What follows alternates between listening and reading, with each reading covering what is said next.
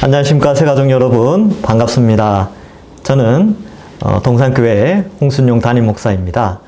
여러분들이 어떠한 과정을 거쳐서 우리 동산교회에 등록했는지 제가 세세하게는 알 수 없지만 또 이렇게 어차피 교회에 등록하셨고 처음 신앙생활을 하시든지 혹은 옛날에 하셨는데 오랜만에 오셨든지 혹은 타 교회에서 저희 교회로 오셨든지 이 새가족 성경 공부 8주 과정을 함께 잘 해주시면 감사하겠습니다.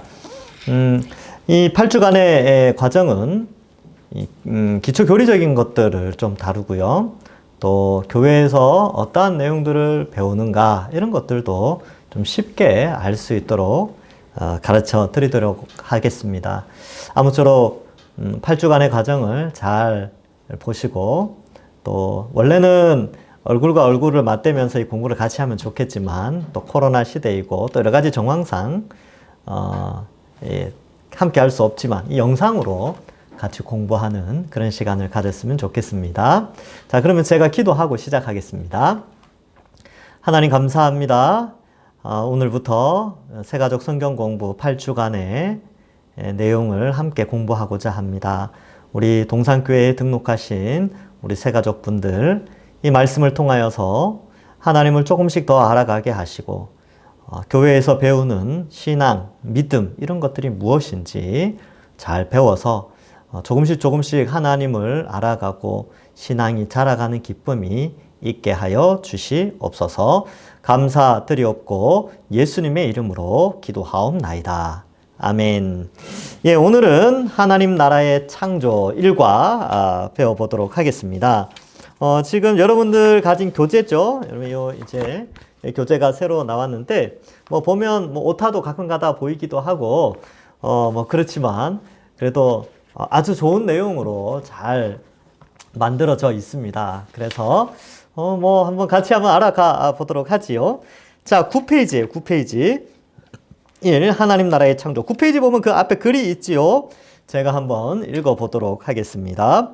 많은 사람들이 세상의 시작을 우연이라는 전제에서 출발합니다. 지구의 탄생, 우주의 탄생, 각종 별과 행성의 탄생, 인류와 각종 동식물의 출현 등등이 우연에 의해 생겨났다고 생각합니다. 아마 많은 사람들이 그렇게 생각하죠. 왜냐하면 하나님이 창조했다는 것을 부정하고 싶기에 그러한 이론을 펼쳐나가게 됩니다. 세상은 하나님의 존재를 부정하는 사람들과 하나님의 존재를 인정하는 사람들로 나뉘어져 있습니다. 예, 맞습니다. 여러분, 세상의 인류는 두 부류예요. 하나님을 인정하는 사람들, 하나님을 인정하지 않는 사람들. 그래서 이 참된 하나님을 인정하는 그런 부류가 있고, 하나님 인정한다라고 하지만 진짜 하나님이 아닌 자기들이 만들어낸 하나님을 믿는다라고 생각하는 사람들도 있고, 아예 신 자체를 부정하는 사람들도 있지요. 자, 어쨌든 이렇게 사람들로 나누어져 있는데 이제부터는 여러분 이제 공부하는 내용들은 뭐냐면 하나님의 존재, 참된 우리가 믿고 이 성경에 기록된 하나님이 실제로 존재한다라는 인정하에 그런 전제하에 기독교의 기본 개념을 알아가기를 바랍니다. 그래서 이 1장부터 8장까지는 하나님은 계신다. 성경에 기록된 이 하나님은 존재하신다라는 전제로 우리가 공부를 하게 됩니다. 그래서 진짜 처음으로 오신 분들 있잖아요. 교회를 처음 발걸음하신 분들은 내가 이때까지 하나님이 없다라고 생각을 해왔는데 이제 이 공부는 하나님이 있다라는 전제에서 한번 공부를 해볼까? 한번 그렇게 이제 시작을 하는 것이지요. 자, 한번 봅시다. 하나님 나라의 창조.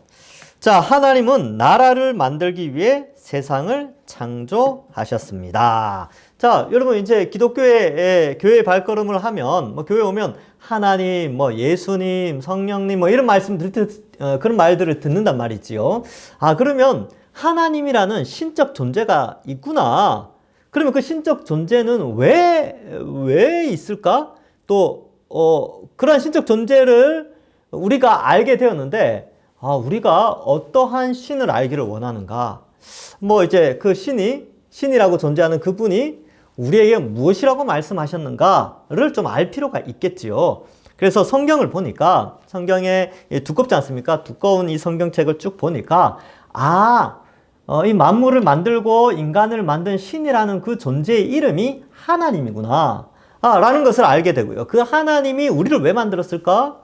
이 지구를 왜 만들고 이 우주를 왜 만들었을까 하는 이유도 다 적혀 있다는 거예요. 그 이유를 알아가는데 첫 번째 그 방향성은 뭐냐면 그 신이라는 존재, 즉 그 이름이 하나님이신 그 신이 나라를 만들기를 원했어요. 나라. 이 나라는 우리가 일반적으로 네이션 이런 개념이 아니고 왕국입니다. 왕국. 킹덤. 즉 왕이 다스리는 나라를 만드시기를 원하셨어요. 그 왕은 이제 하나님이시지요. 자, 하나님은 나라를 만들기 위해 세상을 창조하셨습니다.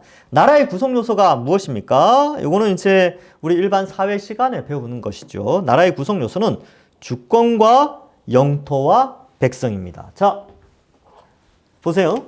나라. 나라. 인데 구성 요소가 3개예요. 첫 번째는 나라에는 주권이 있어야 되죠.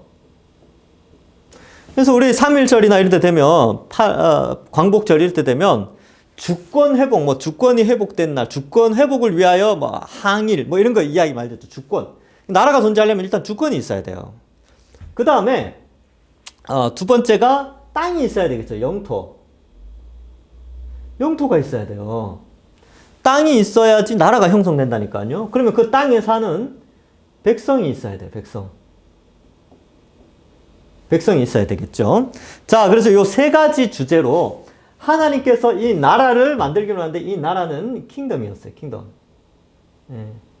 왕, 킹덤.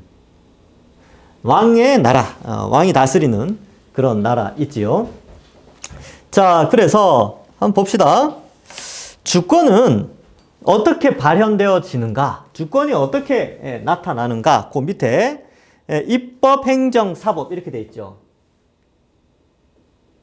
입법, 그 다음에 입법, 그 다음에 행정. 제가 좀 칸을 일부러 좀 띄울게요. 행정, 사법. 이렇게 존재합니다. 입법이라는 건 뭐냐면 법을 만드는 거예요. 법을 만듦. 행정은 행정이죠. 잘 먹고 잘 사는 거. 복지와도 연결될까요? 복지. 그죠? 그 다음에 사법은 법을 집행하죠. 법, 집행. 자, 그래서 우리나라가 주권이 있다는 것은요, 우리가 법을 만들고, 그 나라에서 자체적으로 법을 만들고, 그 나라의 국민들이죠. 백성들에게 복지를, 그 다음에 악한 자들에게는 법을 집행하고, 의인에게는 상을 주는 그런 제도가 있어요. 그럼 입법기관이 뭘까요? 입법기관. 지금 이제 우리의 입법기관은요, 우리의 입법기관은 지금은 주권이 왕에게 있지 않고 우리는 민주주의잖아요. 민주. 백성이 주권을 가진 나라. 그래서 민주주의에서의 주권은요, 입법은 국회를 통해서 나타나요. 행정은 대통령 및 정부를 통하여서. 사법은 법원이죠. 법원을 통해서 나타나는데 이 3개의 권한이 분리되어 있습니다. 이걸 삼권 분립이라고 하는데 민주주의의 아주 그런 최고의 그런 형태죠. 그래서 입법, 행정, 사법이 독립되어져 있는데 왕정은 어떻게 되느냐? 왕정, 킹덤은 입법, 행정, 사법 최고 책임자가 왕이에요. 그래서 중앙집권적이고 왕 중심으로 주권이 발현되어집니다. 그래서 왕국에서의 주권은 왕에게 있어요. 주권자가 되죠. 민주주의에서는 주권이 국민에게 있고 그 국민들이 그 주권을 분립해서 나라를 이끌어가고 있지요. 지금 이제 대통령 선거를 한다. 그러면 행정수장을 뽑는 거예요. 행정수장. 그래서 대통령이 뽑히면 이렇게 경제 장관들 많이 세워져. 그 다 정부 기관입니다. 정부 기관. 그죠? 그리고 국민들 복지와 안전을 위해서 경찰과 검찰 이런 것들을 그런 것들이 다 행정 안에 들어가는 거예요. 행정 안에. 사법은 예, 판사들, 그죠? 법원의 대파, 뭐 이런 사람들이죠. 입법은 국회의원들, 그죠? 예, 이건 다, 선출하는 거예요. 예, 최고 수장, 국회의원을 국민이 선출하죠. 이거 국민 주권이잖아요. 근데 요거는 이제 국민이 정한 법의 테두리 안에서, 법을 집행하는 자들을 시험을 통해서 이제 세우게 되지요. 자, 여기 이제 주권이에요.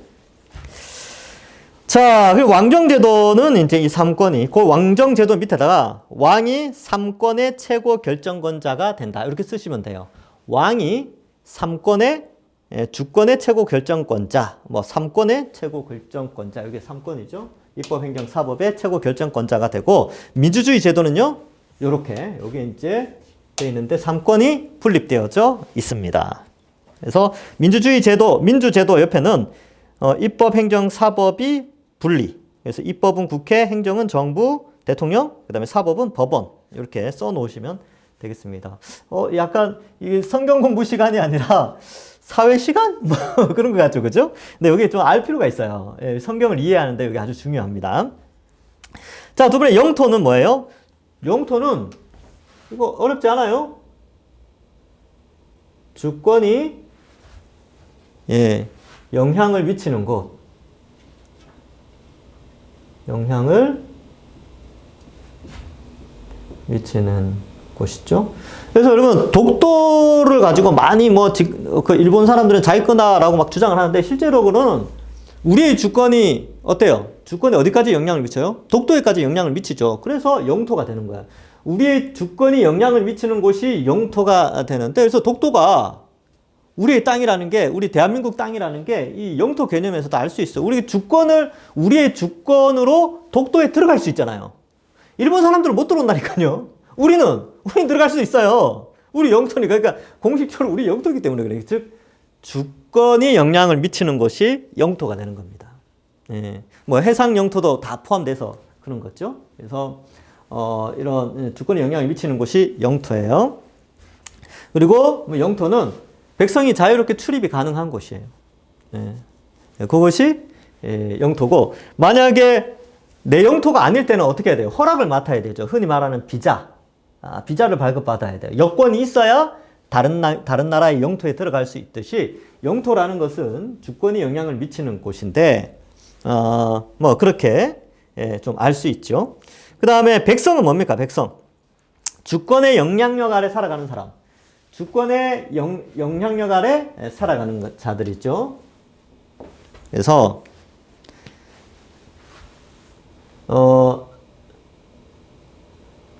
주권과 영토, 주권 아래, 영토 안에 이렇게 표현할까요? 주권 아래, 영토 안에 살아가는 사람을 백성이라고 합니다. 사람이어야 돼요. 사슴, 호랑이 이런 건 아니에요. 이런 거는 백성이 될 수가 없습니다. 사람이어야 돼요. 사람. 그러니까 주권, 영토, 백성. 주권 아래, 영토 안에 살아가는 사람인데, 자, 요런 이제 기본적인 지식을 가지고, 자, 그 다음 페이지, 11페이지 한번 가볼까요? 자, 하나님 나라의 주권이 미치는 영토의 범위. 요걸 한번 먼저 봅시다. 하나님 나라의 주권이, 하나님이 왕으로서의 영향을 미치는 범위가 어디냐? 만약에 이제 하나님 나라, 킹덤, 킹덤 오브 갓, 이렇게 영어로 표현하는데, 하나님의 주권이 미치는 범위를 한번 생각해 보자는 거죠. 일단 영토의 범위는 어떻게 되느냐? 봅시다. 창세기 1장 1절에 태초에 하나님이 천지를 창조하시니라. 이거 쉽죠? 그러면 하나님 나라의 주권이 미치는 범위는 우주, 만물, 그리고 지구. 전체가 다 우리 눈에 보이는 모든 것이 하나님의 영토 안에 들어갑니다. 하나님의 주권이 미치는 곳이에요. 그러니까 영토가 뭐라고요? 주권이 영향력을 미치는 곳이죠. 그러면 이 주권자가 누구라고요? 하나님 나라에서의 주권자는 하나님이시죠. 하나님이 영향을 미치는 곳은 어디예요?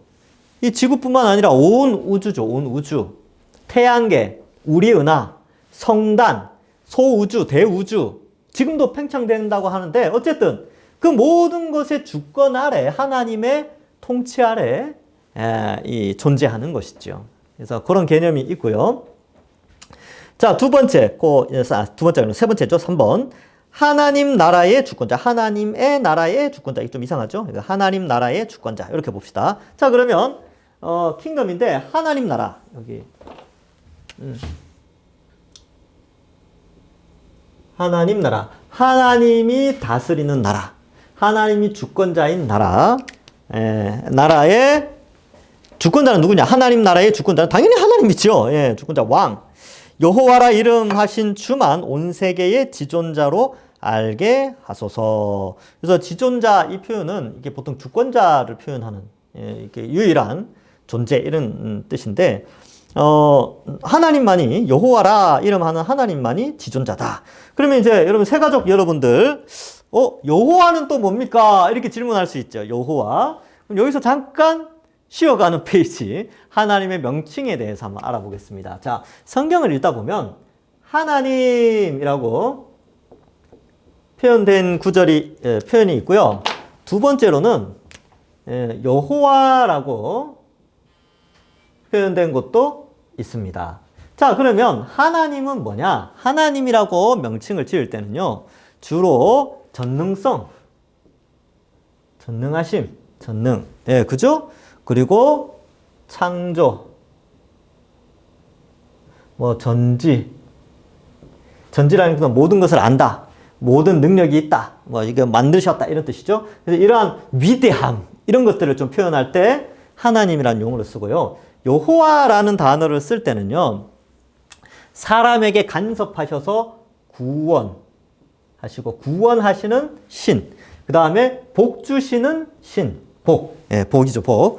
그 다음에 인도한다. 우리를 선한 길로 인도하고 양육하고 이런 거예요. 양육. 이제 약간 아버지 같은 이런 개념인데 이런 위대함, 이런 위대함이죠. 위대.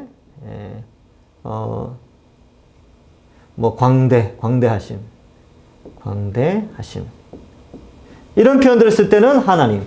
구원하고 복 주시고 인도하시고 양육하시는 아버지 같은 우리 가까이에서 우리를 이끄시고 축복하시는 분을 여호와라는 개념으로 쓰고 있습니다. 이게 좀 개념을 나눠요. 그래서 여호와 하나님 이런 표현을 많이 씁니다. 그래서 이런 것들을 뭐라고 그러냐면 하나님의 우리가 믿는 하나님의 초월성이라고 그래요. 신적 존재죠. 요거를 이제 내재성. 그래서 성경에서는 초월적인 존재로서의 신, 내재적인 존재로서의 신, 그분을 단어를 다르게 씁니다. 하나님, 여호와 이렇게 써요. 근데 같은 분이에요.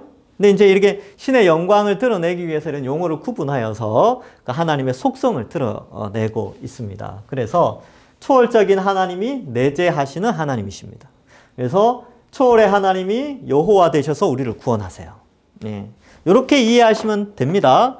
그래서 이상한 집단에서는 이 하나님과 이 하나님은 다르다. 이렇게 그래서 창세기 안에서 Q 문서, P 문서 이렇게 막 나누는데 아니요.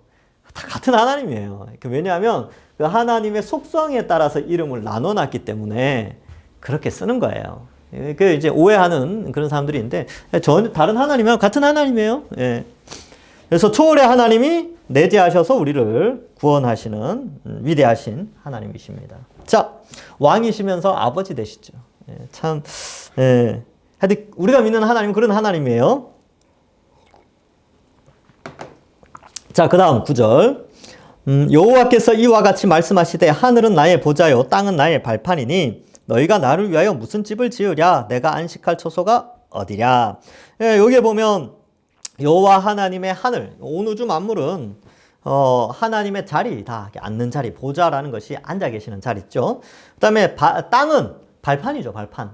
이렇게 표현하면 약간 그림 언어 같은 건데, 이제 상상력을 가지시면 됩니다. 눈에 보이는 모든 만물은 하나님의 자리, 하나님 어느 곳에 계시는구나. 그리고 발 아래에는 통치의 영역을 의미하는데, 땅, 지구죠, 지구라고 생각해도 되죠. 이 땅은 하나님의 통치 영역 안에 다 들어가는구나. 그래서 여러분 오해하시는 게 어떤 거냐 하면, 이곳, 어느 지역은 뭐 귀신이 다스리고 이쪽 지역은 이런 귀신, 저쪽 지역은 저런 귀신, 지역신 있죠. 지역신. 그런 개념을 좀 가지고 있는데 여러분 성경을 읽어보면 아니요. 이 지구상 전체, 이 지구의 전체는 하나님의 통치 영역 아래에 있습니다.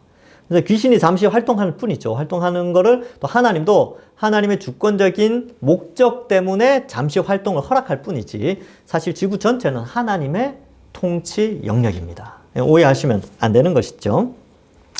자, 봅시다. 그래서 하나님 나라의 주권자 누구냐? 여호와 하나님. 밑에 정답은 여호와 하나님이에요. 하나님 여호와 이렇게 써도 상관없어요. 자, 그 다음 4번. 하나님 나라의 백성. 자, 하나님이 이르시되, 자, 지금 영토했죠?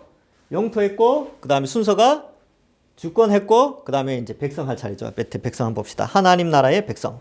하나님이 이르시되, 우리의 형상을 따라 우리의 모양대로 우리가 사람을 만들고, 그들로 바다의 물고기와 하늘의 새와 가축과 온 땅과 땅에 기는 모든 것을 다스리게 하자. 자, 우리의 형상대로 이렇게 되어 있죠. 우리의 형상. 그래서 여러분, 하나님이 자신을 가르칠 때에 가리켜 뭐라고 표현하냐면 우리라고 표현하고 있어요. 우리.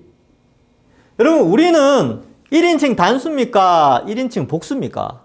말이 좀 어렵죠. 죄송합니다. 일단 우리라는 것은 복수를 의미하잖아요. 복수. 그죠? 여러 명이라는 거예요. 이렇게 우리라고 했을 때는 나 혼자 나는요 제 이름은 홍순영입니다. 이렇게 표현하지 우리 이름은 홍순영입니다. 이렇게 말하지 않지 않습니까? 우리라는 개념은 복수를 의미해요. 그래서 이 하나님이라는 단어 자체가 사실은 복수형을 가진 단어예요. 근데 뭐 하여튼 그건 잠시 떠나서 그럼 우리라고 한 이유가 뭐냐면 하나님이 유일하신 하나님인데 어떻게 존재하시느냐면 성부 성경의 표현대로 보면 성부, 성자, 성령 삼위로 존재하시는 하나님. 삼위 하나님이 한 본체로 존재하신다. 말이 어렵죠? 아유, 이게 어려워요. 이제 이게 뭐냐면 성부, 성자, 성령 다 신적 속성을 가지고 있는데 이 성부, 성자, 성령이 이 외에는 이 성부, 성자, 성령 하나님 여호와 외에는 다른 신은 없다라는 의미에서 성부, 성자, 성령만이 유일하신 하나님이다. 한 하나님이다. 라고 해서 성부, 성자, 성령 삼위가 계신데 한 본체로 계신다. 이렇게 표현을 하는 거예요. 이걸 어려운 말로 삼위일체 들어보셨습니까? 예, 삼위일체 많이 들어보셨죠? 트리니티라고 표현하는데 우리가 믿는 하나님은 삼위일체로 존재합니다. 그래서 여기 성경에도 우리가 우리의 형상대로 성부, 성자, 성령 하나님께서 그렇게 말씀하시는 거예요. 성부, 성자, 성령 하나님이 야 우리가 우리의 형상을 따라 우리의 모양대로 우리가 사람을 만들자 라고 해서 어떻게 만들어요? 남자와 여자로 만드는 거예요. 예, 단일체로 만드신 것이 사람을 단일체로 만든 게 아니라 남자와 여자로. 왜냐하면 삼위 하나님이 우리로 존재하니까 사람도 복수 형태로 존재하는데 어떻게 해요? 남자와 여자로 만들게 하셨다는 것입니다. 자, 그게 백성이 됐어요. 백성. 자, 하나님 나라의 백성은 남자와 여자가 하나님 나라의 백성이에요. 남자만 하나님 나라 백성이 되는 게 아니에요. 예. 여자도 남자와 여자가 동일하게 하나님 나라의 백성으로. 왜? 창조될 때부터 이미 남자와 여자로 만들어졌거든요. 예, 하나님 백성으로. 자, 그 다음 여호와 하나님이 땅의 흙으로 사람을 지으시고 생기를 그 코에 불어넣으시니 사람이 생명이 되니라. 창세기 2장 7절. 앞에는 창세기 1장 26절에 나오는 말씀입니다. 그래서 하나님, 여호와 하나님, 여기도 이제 여호와 하나님 나오죠. 여호와 하나님 이렇게 나옵니다. 여호와 하나님이 땅의 흙으로 사람을 지으시고 생기를 그 코에 불어넣으시니 사람이 생명이 됐다. 흙으로 사람을 만드셨어요. 흙으로. 우리가 그래서 나중에 흙으로 돌아갔죠. 그래서 우리가 흙으로 만들어졌는데 동물들도 사실 흙으로 만들어졌어요. 창세기 보면 동물들도 흙으로 만들거든요. 근데 사람과 동물의 차이점은 뭐예요? 사람은 하나님의 형상대로, 하나님의 이미지, 지적, 감정, 의지 이런 요소들이 있어요. 동물들은 없죠. 동물들이 가진 지식과 감정과 의지는요. 그 목적이 어디에 있냐면 생태계 유지를 위해서 있는 거예요. 그들은 생태계를 유지하기 위하여 하나님이 그렇게 그 목적대로 만드신 거예요. 예. 그래서 제가 이제 어린이 책을 좀 많이 읽는데 어린이 책에 보면 동물들 한 생태계 이제 있으면 한 부류를 빼버리면요 생태계 전체가 무너져요. 그런 그림책이 있어요. 그러니까 이 동물들, 동식물이 존재하는 것은 이 지구의 환경을 잘 유지하도록 하나님께서 시스템화해서 만들어 놨구나. 그 시스템이 무너지면 생태계가 무너지는구나. 요걸 이제 그 책에서 가르쳐 주는 거예요. 마찬가지로 사람은 달라요. 사람은 하나님의 형상대로 창조되었기 때문에 지성과 감정과 의지를 가지고, 즉 그러한 하나님의 그런 형상을 닮아서 만들어졌기 때문에 좀 특별하죠. 그래서 백성이 될 수 있는 거예요. 하나님께 영광 돌리고 목적을 찾아가고 막 그런 의미가 있는 거죠. 그래서 흙으로 사람이 만들어졌고 사람이 생명이 되어졌습니다. 그 사람이 바로 백성이에요. 백성. 하나님은 그의 백성에게 복을 주셨습니다. 주권자 왕이신 하나님이 주시고자 하신 첫 번째 복. 하나님이 그들에게 복을 주시며 하나님이 그들에게 이르시되 생육하고 번성하여 땅에 충만하라. 땅을 정복하라. 바다의 물고기와 하늘의 새와 땅에 움직이는 모든 생물을 다스리라. 여기에서 축복은 뭘까요? 자, 요거 지울게요. 자, 하나님은 우리에게 복을 주셨어요. 그래서 첫 번째 복, 두 번째 복 이렇게 나눠 놨는데, 하나님 우리에게 주신 복이 뭘까? 이게 첫 번째 복은요. 복이죠. 복. 첫 번째는 번성하는 거예요. 번성. 맞나요? 생육하는 거군요. 순서대로 쓰죠, 뭐. 생육. 생육은 뭡니까? 살아가는 거예요. 하나님이 살아가도록 하신 거예요. 잘 먹고 살아가도록 하신 거고요. 하여튼 그런 거죠. 생육. 살아가는 거. 그 다음에 번성할 수 있도록 하셨어요. 번성. 이것도 복이에요.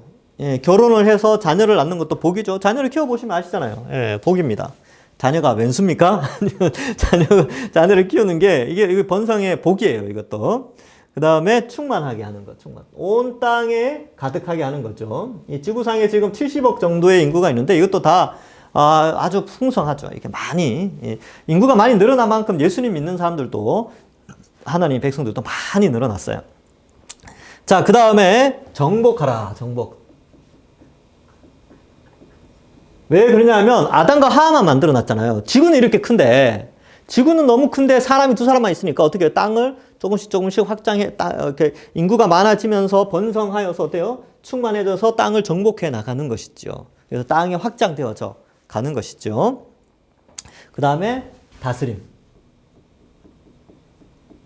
이 다스림이 이게 주권자의 전형적인 통치 형태인데 이 통치의 다스림을 인간에게 주셨어요. 여러분, 한 집안에 구의원만 나와도 대단한 명예입니다.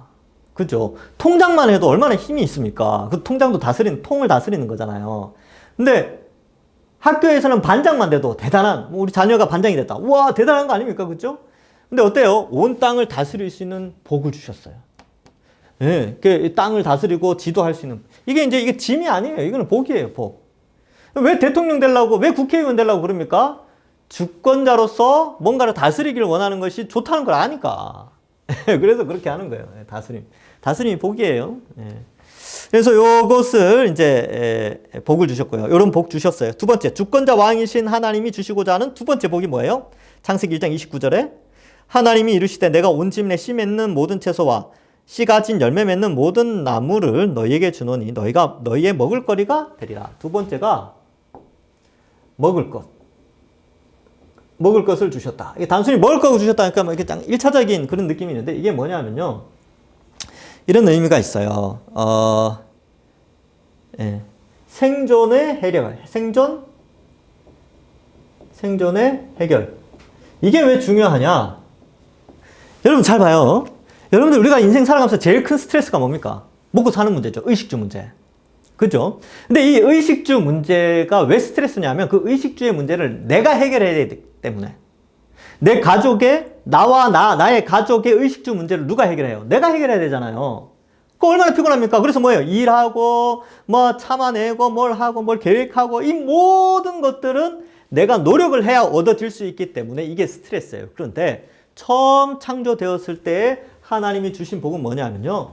우리의 생존에 필요한 모든 것들을 공짜로 주셨어요. 특히 먹을 것. 뭐 입을 것, 처음에는 입을 게 없었으니까, 필요 없었으니까. 하여튼 이런 것들, 사는 거. 모든 것이 100% 완전한 형태로 제공되어졌다니까요. 좋지 않습니까? 예. 이때 무슨 빈부격차가 있었겠습니까? 그 태초에 에덴 동산에 무슨 빈부격차가 있겠어요? 모두가 행복한데, 모든 것이 공급되어지는데, 예. 몸은 죽지 않는 몸으로, 하여튼 영생할 수 있는 몸으로 만들어졌는데, 지금처럼 100년도 못 사는 그런 존재가 아니라, 참 영원히 살 수 있는 존재로 만들어주셨는데, 얼마나 행복했을까요? 그러니까 이런 생육하고 번성하고 다스리고 먹을 게 풍성하고 생존의 모든 문제가 해결되어지는 것들이 다 이 하나님 창조 안에 있었어요. 원래 이게 이제 이거죠. 복락이죠. 복락. 복과 행복이 있었죠. 이게 이제 하나님 나라를 만드셔서 그 백성들에게 주신 복이에요. 아주 좋죠. 예. 자, 3번. 하나님은 하나님 나라에서 그의 백성에게 순종을 원하셨습니다. 자, 그러면 주권과 영토와 백성이 있는데, 이 백성들은 이런 주권 아래에서 이 영토에서 살기 위해서는 이 주권자에 대한 순종이 필요합니다. 순종. 당연한 것이죠. 여러분 조선시대만 생각해봐요. 조선시대의 백성들이 그 땅에서 살아가려면 어떻게 돼요? 주권자에게 순종해야 되죠. 불순종하면 반역죄로 잡혀가서, 역적죄로 잡혀가서 3대가 멸족당하잖아요. 그러니까 백성의 의무는 주권자에 대한 순종이에요. 이게 왕국 안에서는 그렇습니다. 민주주의 개념에서 조금 다르지만, 왕국이라는 왕이 다스리는, 왕이 주권자로 존재하는 나라에서의 백성은요, 왕에게 순종할 때에 그 복을 누릴 수 있는 거예요. 자, 그래서 그 밑에 백성에게 순종을 원하셨죠. 갈로 1번 볼까요? 12페이지 밑에서 6째 줄, 5째 줄 좀 되나요? 하여튼 1번. 하나님 나라의 주권자 왕이신 하나님께서 그의 백성들에게 복을 주심과 함께 그 복을 누릴 수 있도록 어떠한 순종을 요구하셨나요? 밑에 창세기 2장 16절 17절 제가 읽어볼 테니까 잘 들어보세요. 눈으로 한번 보세요. 여호와 하나님이 그 사람에게 명하여 이르시되 동산 각종 나무의 열매는 내가 임의로 먹되 선악을 알게 하는 나무의 열매는 먹지 말라. 내가 먹는 날에는 반드시 죽으리라 하시니라. 어떤 순종을 요구하셨냐면, 선악을 알게 하는 나무의 열매는 먹지 말라. 거기 줄을 치든지 밑에 쓰시든지 그러면 돼요. 자, 그럼 하나님이 요구는 뭐냐? 선악을 알게 하는 나무의 열매는 먹지 말라는 거예요. 그거 순종하라는 거죠. 예, 그리고 다른 나무들은 임의로 먹으라는 거죠. 생존을 위해서 먹어야 되니까. 막 다 먹는데, 동산 중앙에 있었던 이 선악을 알게 하는 나무는 먹지 말라는 거예요. 그런데 이거 사람한테, 이 백성에게 굉장히 뭔가 불편한 거 아닙니까? 이렇게 생각할 수 있는데 아니요. 동산 중앙에는 선악을 알게 하는 나무뿐만 아니라 생명나무도 있었어요. 이 두 개의 나무가 주는 교훈이 있습니다. 한번 살펴볼게요. 여러분도 궁금하시죠? 아니, 왜 하나님이 생명나무와 선악을 알게 하는, 흔히 말하는 선악과를 주셨는가? 자, 한번 봅시다. 자, 13페이지 제일 위에. 두 나무를 주신 것은 하나님의 은혜입니다. 여호와 하나님이 그 땅에서 보기에, 창세기 2장 9절이에요. 여호와 하나님이 그 땅에서 보기에 아름답고 먹기에 좋은 나무가 나게 하시니 동산 가운데에 생명나무와 선악을 알게 하는 나무도 있더라. 자, 그러면 생명나무는 어떤 역할을 하느냐? 생명나무는요, 인간이 영원히 육체로 살 수 있다는 것을 알려주세요. 자, 적어보세요. 자, 생명나무. 생명나무. 1. 영원히 살 수 있는 존재임을 알려줘요. 인간이 영원히 살 수 있는 존재임을 알려줍니다. 두 번째로는요, 인간의 영생. 2번. 2번은 영생. 인간의 육체로 사는 거죠. 육체로 영원히 사는 것. 영생은 하나님의 은혜다. 여러분, 주권자가 백성을 만들 때, 하나님이 백성을 만들 때, 얘는 영원히 사는 존재가 아니라 한 몇 년만 살아 하고 이렇게 정해놨다면, 안타깝죠. 우리 입장에서는. 그죠? 근데 주권자이신 하나님이 백성을 영원히 살 수 있는 영생을 허락하셨다는 것이 바로 은혜, 거저 주신 선물이라는 거예요. 요걸 생명나무를 통해서 알 수 있습니다. 생명나무를 보면서 영원히 살 수 있는 존재구나, 우리가. 요걸 알 수 있다는 거예요. 그 다음에, 세 번째, 이 생명나무의 존재를 우리에게 추후, 타락 후에도 알려주신 이유는 뭐냐 하면, 타락 후 생명나무는 예수 그리스도를 통해 우리가 영생할 수 있다는 것도 알려주는 그런 역할을 해요. 그래서 생명나무는 예수님을 상징하게 됩니다. 예수님을 상징하게 돼요. 그래서 이 생명나무의 열매를 먹듯이 예수님을 믿는 자는 영원히 살 수 있도록 해주신 겁니다. 그래서 이런 생명나무의 기능을 우리가 좀 살펴봤고요. 선악과의 기능도 좀 알 필요가 있죠. 선악을 알게 하는 나무, 선악과, 선악목? 선악과라고 그냥 합시다. 예, 과일인데. 선악을 알게 하는 나무니까. 선악목으로 하죠. 나무 목자에서 선악목. 선악목 처음 들어보죠. 그죠? 저도 처음 써보네요. 선악을 알게 하는 나무인데, 선악을 알게 하는 나무는 어떤 역할을 하냐 하면, 불순종의 결과를 알려줍니다. 1. 불순종의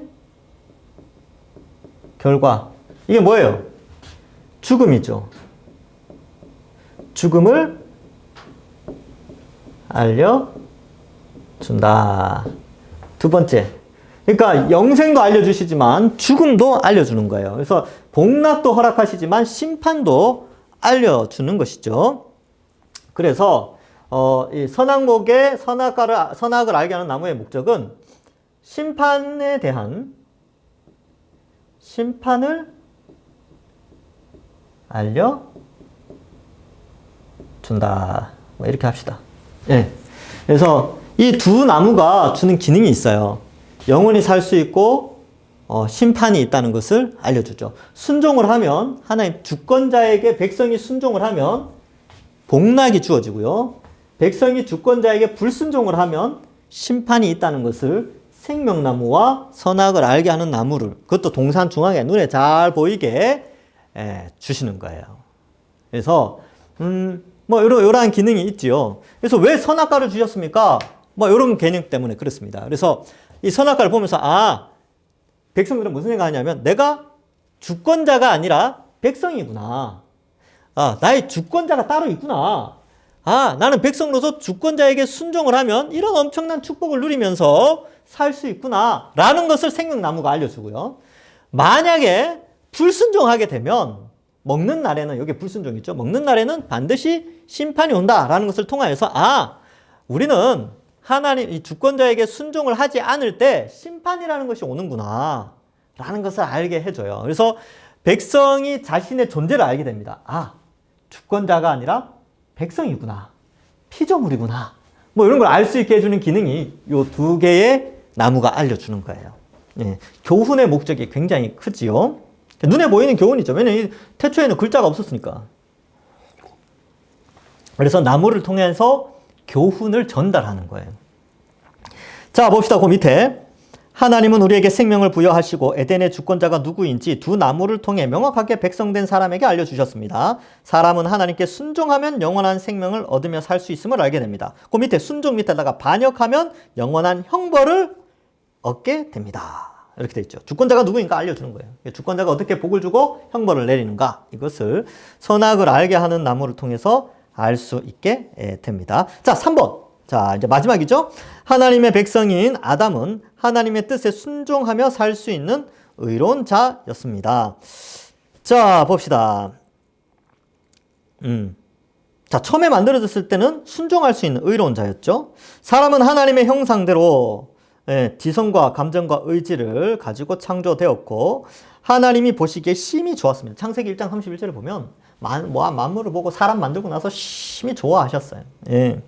특별히 사람은 하나님을 닮아 하나님 뜻대로 살 수 있는 지식이 있었습니다. 그래서 동물들의 지식은 생태계 유지를 위한 생존 지식이죠. 근데 우리의 지식은요, 하나님께 영광 돌리고 하나님 나라의 백성으로서의 자유의지를 가지고 살아갈 수 있는 그런 아주 탁월한 존재죠.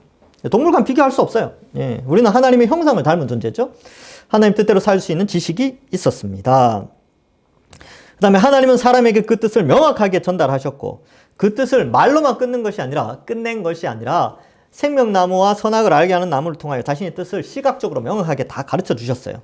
사람은 그 뜻을 명확하게 알 수 있었습니다. 명확하게 알려주셨다니까요. 예. 하나님은 사람에게 불가능한 어려운 사명을 주신 것이 아니라 쉽게 이해하고 실천할 수 있는 지식과 순종의 내용을 알려주셨습니다. 이거 어려운 거 아니죠? 그죠? 이거 어려운 거 아니에요. 그냥 마음껏 먹어라. 먹는 거 그건 뭐 어렵습니까?